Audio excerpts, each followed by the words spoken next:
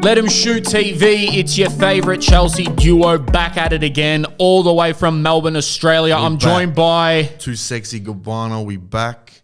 I don't have a cool rapper name, but we're back. The Chelsea boys are back. It's your boy Deny, DSS. We move. What are you saying?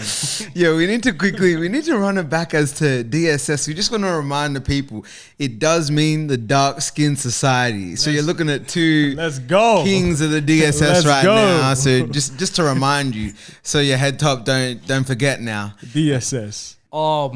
It's getting to a point where the whole London's blue. We need to take over somewhere else. I think we need to move countries to like Manchester and that. We need to take over Manchester. Like, how many times do we need to say, what colour's London? It's blue, of course. Timo Werner from wide. Werner and Rudiger! But anyway, let's talk about Chelsea because they're annoying me. This week, I really thought Tottenham might get a result here. I need them to get a result here because I'm sick of everyone saying Chelsea look too strong.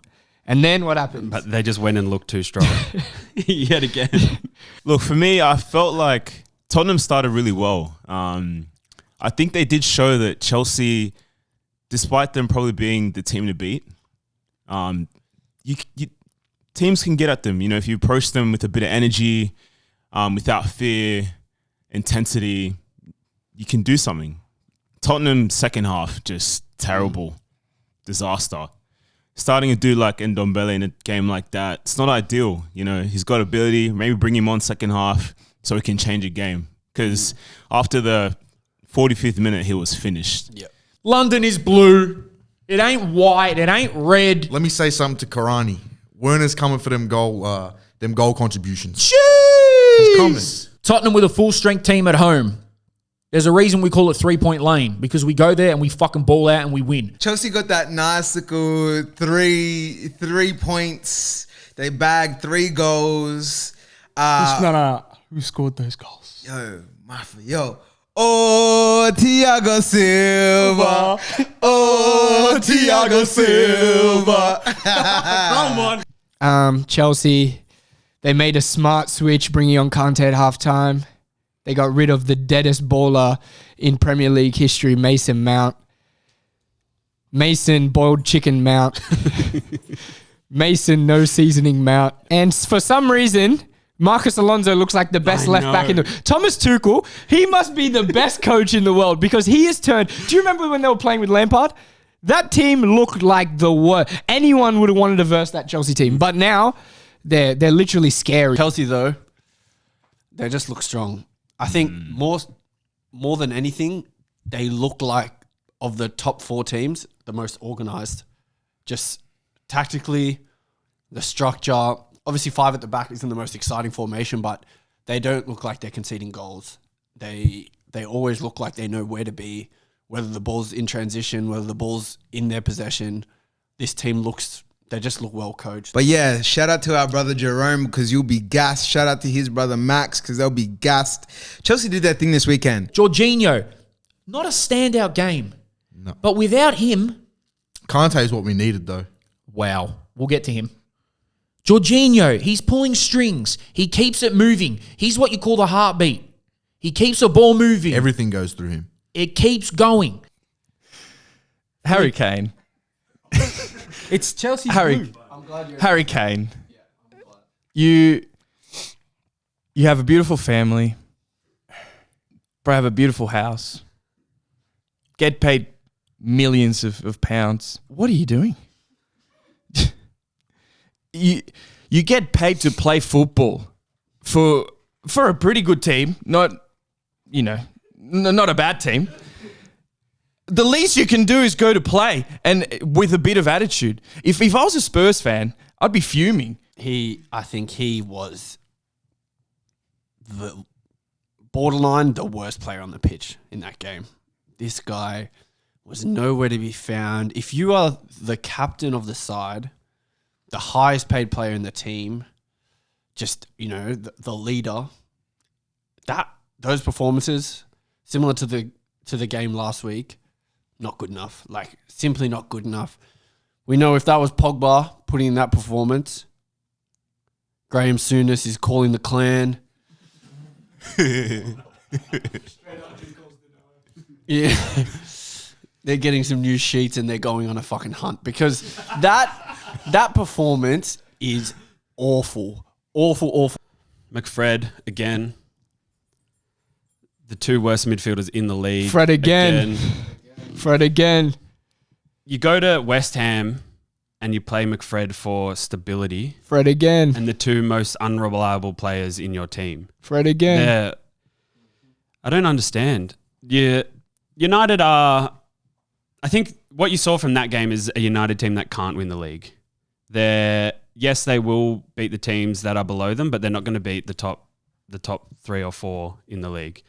They play okay football. They create a lot of chances, but I don't see them being as ruthless in attack against the top teams. We all know Big Ronnie's just going to score goals. Performance-wise, average. But he's going to score goals. United, again, they kept possession decent. They know how to zip the ball around at times. They overdo it. And West Ham's a decent side.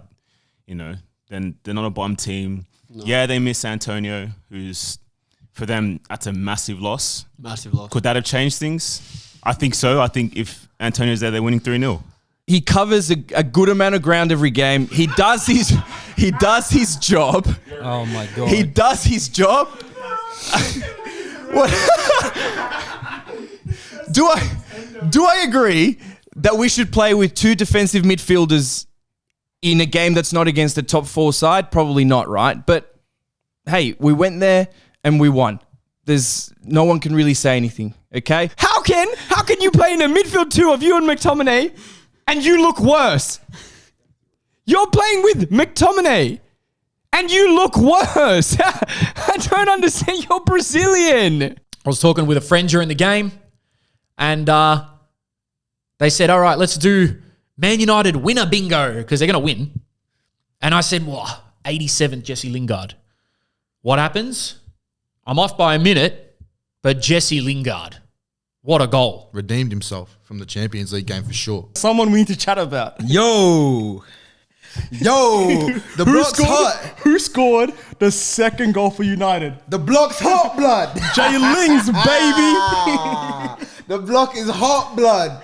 But also, Wan-Bissaka, the best defender on earth, should have had a pen given against him. He's a fraud. Yeah, Wan-Bissaka is one of the worst. He just makes some of the worst decisions. Also to ever play in the Prem. He just makes the worst decision. Don't let MJ come on here later and defend Wan-Bissaka either. Somehow, you know what I don't understand? I saw a video and it was Wan-Bissaka playing on the wing as a youth player. How he a man who can't cross. He can't take on anyone. He can't pass. He has 0 on-ball ability. 0. Imagine him trying to take down a switch from the other player. He can take someone. His first touch will be a cross. Listen, I'm here to give some love to some of the boys because Tom and Samuel are talking like a couple of anti-vaxxers. Aaron Wan-Bissaka had a great game. And I would rather have him than Trent Alexander-Arnold, the guy who just gets the ball and crosses it from wherever he wants, okay? Defensively, he was good. His passing was actually better than normal. And he's 23. United, despite not really playing, with the exception of that Leeds game, I don't think they've played well in any of their games, and they've still picked up 12 points, 13 points, whatever. 13 points. So you have to look at them as a title contender, just the way they're picking up points. I've just picked up 3 things. 1, Wan-Bissaka's first name's Aaron. I didn't know that. I swear to God, I didn't know that. I just thought it was Wan-Bissaka. First name Wan, last name Bissaka. Well, you got one matter. One matter! It's Juan! Same thing. One matter, Wan-Bissaka. Why are you vexed over there, cuz? Bissaka! Why wouldn't that make sense? He has it on the shirt. You don't put 2 names on a shirt and one of them's... Neither of them are your first name. Whoever the hell does that? So you think Juan Mata's name is Juan Mata. No, Philippe, it is one matter. Wait. Now I'm going to say, when you talk about running, you're talking about impact, right? There was some controversy there, man. There's a few penalty calls. Yeah, three. What are you saying, bro? Okay. One where West Ham's right back blatantly fouls him in the box. That was One where Kurt Zuma blatantly fouls him in the box. West And Ham. One where he's running far post and man gets dragged back. Yeah. Now I can maybe understand the drag back, but the other two, pens. Proper pens. That's what Pens. I'm agreeing with you. Proper Pens. pens. Regarding the penalties, okay? In my opinion, I could sit there all day and try to decide whether they're pens or not. They're probably two of the hardest decisions I'd have to make regarding pens. But if I have to give a definitive answer, the one on Kufal, the Kufal one, I think the Kufal penalty is more of a penalty than the Zuma one. Just watch Philippe come on here in a second and try and claim that both of those were penalties and that Luke Shaw's hand was in a natural position 4 meters in the air. And Wan-Bissaka didn't above his take out head. Souček off the ball. as well. He just slide As tackled well. him at 1-1 and no one says anything. So- but Ronaldo looks for contact twice. One time he finds it because he just changes his direction, runs into Kufal. Then the second time he says, "Oh, Zuma might tackle me. He might tackle me. Let me just start diving." Listen, considering we almost got robbed in that game because the first penalty, both of them are penalties. Okay, they're both penalties, and I want anyone to explain to me how the second one is any different to someone tapping the ball past the keeper and getting a penalty. It happens all the time. It's a penalty. Okay, and the last one, just someone explain to me what an unnatural position is. It's your arm. What do you expect it to do? He's 2 meters away. What's he supposed to do? Be like this? No, I'm sorry, okay? Do you bring a player on to take a penalty who is not warmed up and hasn't had a touch of the ball? Definitely not. I think that penalties are getting like really overthought.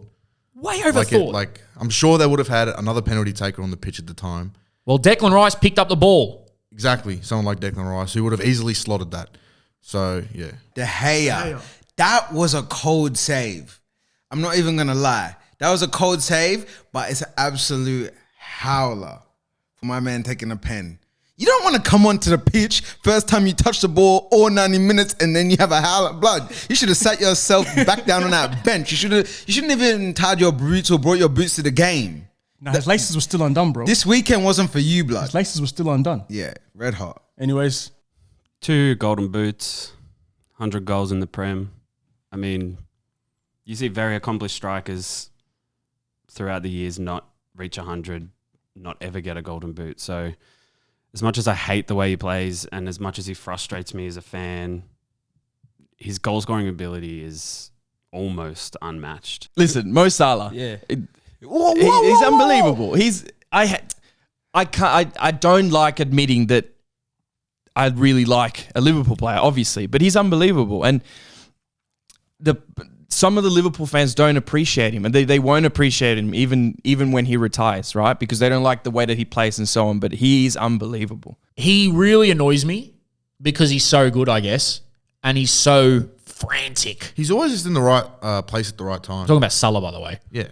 So he goes and gets 101 Premier League goals in 150 Premier League games. 2 of those goals are for Chelsea, 99 for Liverpool. I tell you what. Pure footballing ability, I don't know. But when we look back in a couple years, he has to be in consideration for these Premier League all-time 11s. He's ruthless. He's ruthless. Mo Salah, right? He's come to the Prem in his second stint after a not so successful one at Chelsea, Liverpool, and he's just put the ball in the back of the net. Now it hasn't been like as technically hasn't been as exciting to watch. It's been a bit janky. It's been a bit robust. But guess results, bro. But end of the day, if the ball goes in the back of the net, it's in the back of the net. They all count the same, right? Look, the man's an elite finisher. That's facts. I maintain he's definitely not a winger. I'd say he's a forward.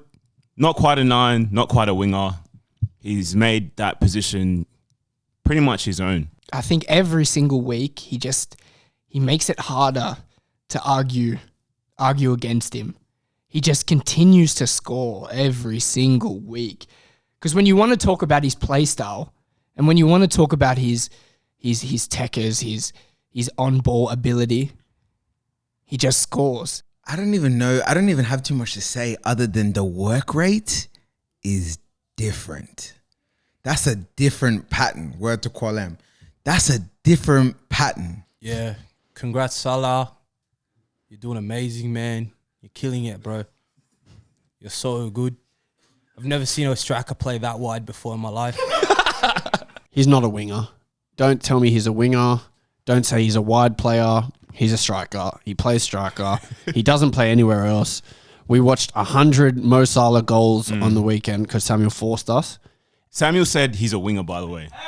Samuel said he's a winger. You've already recorded, so you can't say anything. Samuel said this guy is a winger.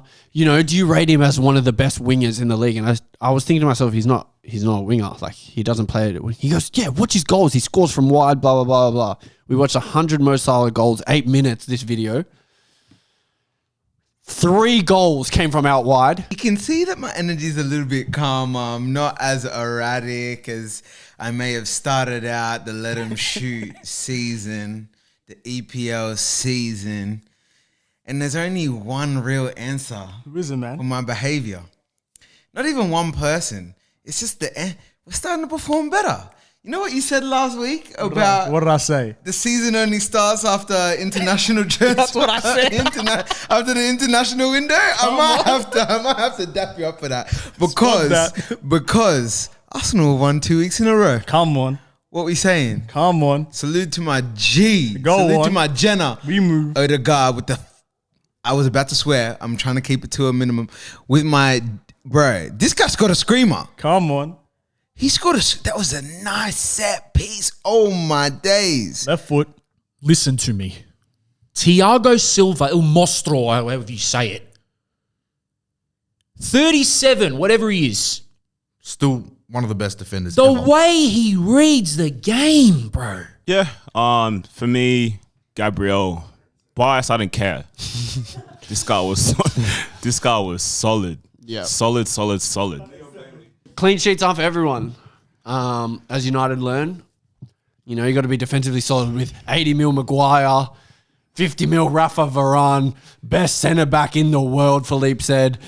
Surpassed Ramos 5 years ago, he said. Makes Thiago Silva look shit, he said. Van Dijk's understudy, he said. All this stuff, own goal. So, Ivan Toney, oh my word. This guy, he was so good. And he was dropping in to receive the ball, linking up, running in behind, getting fouls when they were under pressure. He was unbelievable. And he scored one of his trademark penalties as well. You need some big cojones to take penalties that way in the Premier League. The two up front for Brentford. These guys are good. They're looking like what are the names of the Hardy brothers in WWE? MJ, you would know. They're looking good. One of them is Techie. What's his name? Not Tony. Tony is not Techie. The guy that looks like McGoldrick, that guy. Yeah, Mwepo or something like that. Yeah, he's good. They complement each other really well. It's Arsenal. Now, I cursed this guy out. When Arsenal signed this player, I cursed him out. I said, what are you guys doing? 30 mil for this guy. Aaron Ramsdale. Commanding the ball in the box. Last ditch saves. Tierney's down. Some waste man's trying to yell in his face. Ramsdale says, nah, chief. Puts his hand down and says, you gonna chat to my man? My standout of the week was Marcel from Wolves. You've actually defied odds of being so bad. I don't think you can get to that level. My guy gave away, what was it? He kicked the ball out twice. 2 meter passes he couldn't do. Looked like one Masaka over there. You nearly gave away a pen. You did give away a pen. 2V. You made 2V look good. You made him say 2V is good.